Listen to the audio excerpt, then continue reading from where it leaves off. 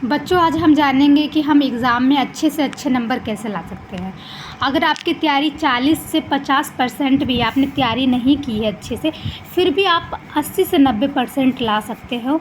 ये 6 तरीके हैं, ठीक है। तो एक एक करके हम समझेंगे। पहला जो है, आपको शांत रहना है, ठीक है। जब आपको क्वेश्चन पेपर मिलता है, ठीक है, आप किसी भी चीज़ की तैयारी करो, कोई भी आप एग्ज़ाम में बैठे हो, तो सबसे पहले आप जब क्वेश्चन पेपर देखते हो तो क्या आपको रहना है, शांत रहना है। जब भी हम कोई भी बच्चे जब क्वेश्चन पेपर देखते हैं, सोचते हैं इतना कम टाइम मिला है, इतने सारे हमारे पास क्वेश्चन हैं, मुझे तो ये भी नहीं आता, मुझे ये भी नहीं आता। वो बहुत ज़्यादा डर जाते हैं और जल्दी जल्दी वो अपना आंसर लिख देते हैं टाइम बचाने के लिए, जिसकी वजह से क्या होता है, उनका आंसर शीट बिल्कुल ख़राब हो जाता है, बिल्कुल वो आंसर सही से नहीं लिख पाते हैं, ठीक है। तो पहला तो आपको शांत रहना है, बिल्कुल शांत होकर, काम डाउन होकर आंसर लिखना है। दूसरा है समय प्रबंधन। ये आपको पहले करना है। आपको प्रीवियस क्वेश्चन पेपर देखना है कि कितने नंबर पे आपको कितना समय देना है। अगर 10 नंबर का आपका क्वेश्चन है तो आपको कितना समय देना है, 5 नंबर का है तो कितना देना है, ये आपको पहले ही करना है, समझना है, ठीक है। तीसरा है सजावट, ठीक है। आपने जो आंसर लिखा है वो किस तरह से लिखा है, ठीक है, उसको कैसे प्रेजेंट किया है आपने, बहुत इंपॉर्टेंट है ये, ठीक है।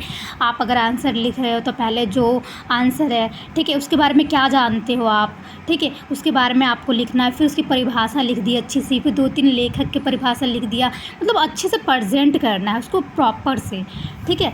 उसके बाद है चित्र। जो भी आप आंसर लिख रहे हो उसमें चित्र का प्रयोग करो। डायग्राम है, डायग्राम के द्वारा समझाओ, ठीक है। डायग्राम नहीं भी बनते, अच्छे नंबर लाने के लिए, 80 से 90% नंबर लाने के लिए डायग्राम बहुत इंपॉर्टेंट होता है, ठीक है। आप डायग्राम बनाओ, ठीक है। फिर उस डायग्राम में जो आपने चीज़ें लिखी है उसको अलग से समझाओ, ठीक है। इससे क्या होता है, टीचर को समझ में आता है इस बच्चे ने बहुत अच्छे से तैयारी की है, इसको बहुत पता है इस क्वेश्चन के बारे में, ठीक है। फिर है उभार या मुख्य बातें। मतलब कुछ बातें हैं जो इम्पॉर्टेंट है, उसे आप हाईलाइट करो, ठीक है। ये नहीं कि आपने जैसे भी आंसर लिखा है सेम आपने जो मुख्य बातें थी, किसी लेखक का नाम था या कुछ ऐसी बातें थी जिसको हाईलाइट करना था, उसको अलग पेन से, ब्लैक पेन से लिखो, उसकी अंडरलाइन कर दो पेंसिल से या पेन से, ठीक है, वो अलग दिखना चाहिए। फिर है लास्ट में आपका अंत या समापन। अंत आप कैसे कर रहे हो आंसर का, आप अंत, ठीक है। समापन, निष्कर्ष किस तरह से लिख रहे हो, उसका तरीका क्या है, ये बहुत इम्पोर्टेंट है, ठीक है। तो अगर आप ये 6 तरीक़ों को अपनाते हो, पहला है शांत रहना, दूसरा है समय प्रबंधन, तीसरा है सजावट, और चौथा है चित्र, पांचवा है उभार या मुख्य बातें, और छठा है अंत।